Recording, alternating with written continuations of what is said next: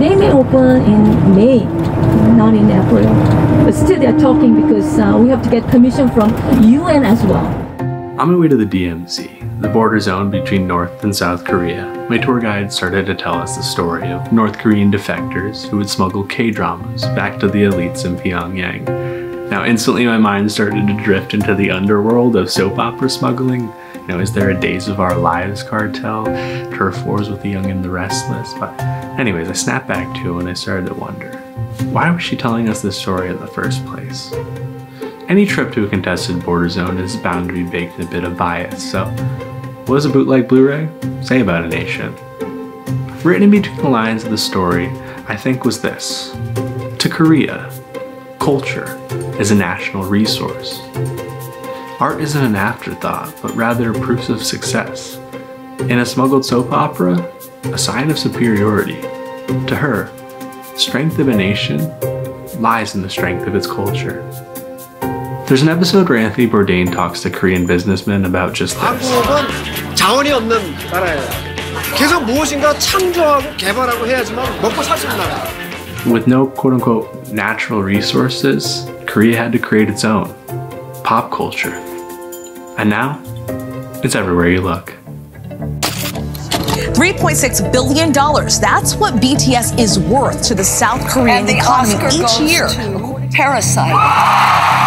The most watched YouTuber in the world's most popular video is a recreation of a South Korean show. BTS is in the White House, Parasite won Best Picture, and Netflix is raining down cash on Korean programming like it's Miami in the 80s. K-pop, K-drama. The only K they won't claim is what you'll find in a Brooklyn warehouse.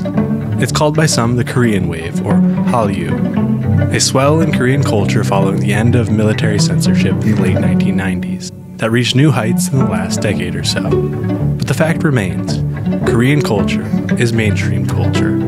And I think this rapid rise of Korean culture on the global stage is an interesting entry point to explore how art and what forms around it are integral to how our world shapes itself, how culture is power, and representation can change the way things are.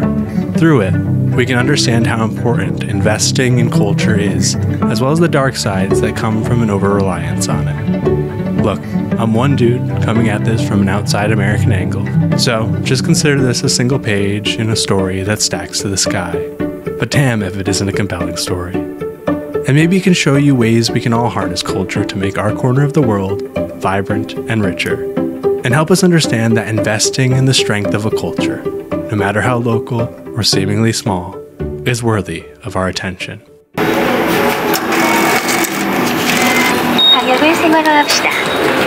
A couple years ago, I spent a month solo traveling through South Korea. On my first night in Seoul, I met a young German woman, set to spend the next year in the country studying the language. Why? She wanted to understand the lyrics to her favorite K-pop songs. At first it sounded silly, but the more I thought about it, it reminded me of all the people I met traveling throughout the years who said they learned English watching Friends reruns. There's power in culture that moves people enough to want to know what your country has to say. Maybe this is an argument to society at large to actively invest in art, a reminder that it's not some frivolous throwaway. In the US, we've let arts education lapse, and while I think art being what makes life worth living should be a compelling enough argument, budget committees aren't typically full of poets. So here's this. Art makes society stronger. And this is what I'm interested in. How does a country's active investment in culture, investment in art, change its place in the world? Can this idea carry elsewhere, breathe new life into old mill towns and cities looking to reinvent themselves? If you give a good enough song space and a stage, does it have the ability to transform a scene or even a city? Can it sing out, and in doing so, call us all in? Power lies in the little things we overlook. And it may sound absurd, but something as silly as this Oppan Gangnam Style can be a sign of a world about to change. Power can also mean the ability to make us feel alive. It's anything that reminds us that there's good art hiding in every corner of the globe, whether K-pop or cumbia. It's out there, waiting for anyone looking to listen. And the better it is, the more it has the potential to change the places themselves. It's how Korean American kids went from being mocked for kimchi in lunchboxes to seeing Korean beauty set the standards a decade later. It might be a chicken and egg thing, but Korea's cultural rise is also deeply entwined with a blistering economic rise. It's what Psy sings about in Gangnam Style. Gangnam is the Beverly Hills of Seoul. The song is a satire of the bougie overflow of Korea's rapidly growing economy that call the neighborhood home. Love it or hate it, Gangnam Style also marked a follow-through on the internet's original promise and greatest contribution: more accessible art outside of normal cultural gatekeepers. The song perfectly marks a moment where Korea's rising cultural and economic power collided. Maybe those economic gains enabled more investment in the arts, and maybe initial investment in the arts attracted a rise in economic investment. Or, more than likely, it's a little bit of both. So why Korea? 나라에 수천만 명의 사람이 살고 있는데 워낙 그 역사의 굴곡이 되게 빠르고 많은 일들이 정말 드라마틱한 역사 속에 살고 있기 때문에 되게 격렬한 히스토리를 갖고 있다 보니까 개인과 사회, 개인과 역사가 충돌하는 일 자체가 많죠. 그래서 서유럽이나 뭐 예를 들어 오스트리아나 벨기에에서 나오는 영화 같은 경우는 다를 수밖에 없죠. As with anything this complicated, it'll never be just one thing. We're talking about a living, breathing culture, a conversation between millions of people at once. So I'll start with this. The quality is there. You can't break through to this degree with just a paycheck, otherwise every nation would have by now. Quality comes first. Korea is an incredibly digitally connected country. It's often an early adopter for new technology. Korean fans are pros at wielding social media's weight. If you spent time in a YouTube comment section this decade, you know of BTS's army. All this results in a culture fine-tuned at creating and capitalizing quickly on cultural trends. I think this also results in them knowing how to tailor art to appeal outside of their own borders. Being that connected makes borders disappear and helps you know what will play elsewhere. I think it's also why so many K-pop songs will randomly switch to English for certain hooks and choruses. Korea is a small nation. Maybe they realize there's a ceiling to their growth if they tried to only appeal domestically. Whereas Bollywood and Hollywood can get by on domestic numbers if they have to, Korea doesn't have that luxury. So they create with a global audience in mind. Also, even though Korean culture might seem like a new thing to Americans in the West, it's old news to other Asian countries where Korean content has proliferated for decades. Which, like everything, means this isn't lightning in a bottle and comes from a sustained and concerted effort to grow Korean cultural exports. It's Best New Artist at the Grammys, where, even though they're 5 albums deep with a dedicated fan base, it's somehow called overnight success. It's interesting looking at how the US wields its cultural power in comparison to South Korea, and I think worth highlighting the nation's close relationship in the process. The day the music died. Military alliances create their own cultural hegemony, or norms used to create influence, and can explain how and what makes its way through. Look how France influenced American ideas on class and food and fashion since they first sent us ships to shoot at the British in the 1700s. Conversely, when they rightfully criticized the US invasion of Iraq, it was French culture itself that came under attack from offended conservatives. Instead of offering French fries, some restaurants across the country are now calling them freedom fries. We're in a constant cultural exchange, an ebb and flow of soft power that we often take for granted. It makes sense that America and Korea would draw inspiration from each other culturally. The US obviously sees Korea as a strong enough ideological ally to send Americans to battle in the Korean War and keep them stationed there since then. When I was lost in the airport in Seoul, I found American troops within 5 minutes of clearing customs. American culture now permeates so far throughout the globe, people forget it's American. You'll have Europeans tell you we have no culture while listening to Beyonce in blue jeans. I've talked about American rock stars with Iranians over dinner in Nepal. That's just how powerful culture can be. Call it soft power, call it the natural exchange of ideas. But what remains is that Korea is breaking through to a similar degree that America did in the 20th century, and it's worth exploring. To me, it's exciting to have a relatively new voice, at least to many Westerners, making an impact in cultures outside their own borders. More voices makes art more interesting. I think the US comparison is relevant. Not because they deserve credit, but because there's actually a theory that Jurassic Park partially sparked Korea to double down on cultural investments in the 90s. That the cultural exchange between the two inspired a new way of looking at art's potential. When the box office run of Jurassic Park ended, the film had made more money than Hyundai, one of Korea's largest brands, had that year from selling 1.5 million cars. So, slowly, the government lifted its censorship policies in 1996. And then they opened up investments in globalization and cultural exports. That unleashed a wave of creative energy from the Korean people longing for an outlet. Today, with its still growing global footprint, Korea is nothing less than a juggernaut. And it speaks to just how potent culture itself can be. It's anything but frivolous. It has the ability to impact the way the world itself organizes. It matters. There is no monopoly on cultural soft power. It can come from anywhere. And I also want to be careful not to have this video insinuate that this is solely some state-funded scheme, and that the culture doesn't stand on its own. In fact, a lot of Korean culture breaks through in spite of its government, not because of it. It's a testament to the artists themselves. Just this past decade, the Park government blacklisted artists it deemed to have criticized them politically.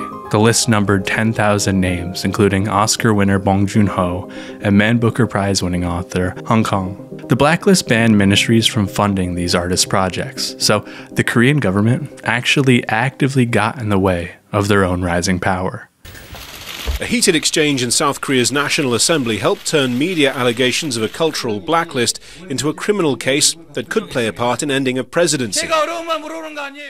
Park's government even tried to sabotage the Korean film industry's reputation.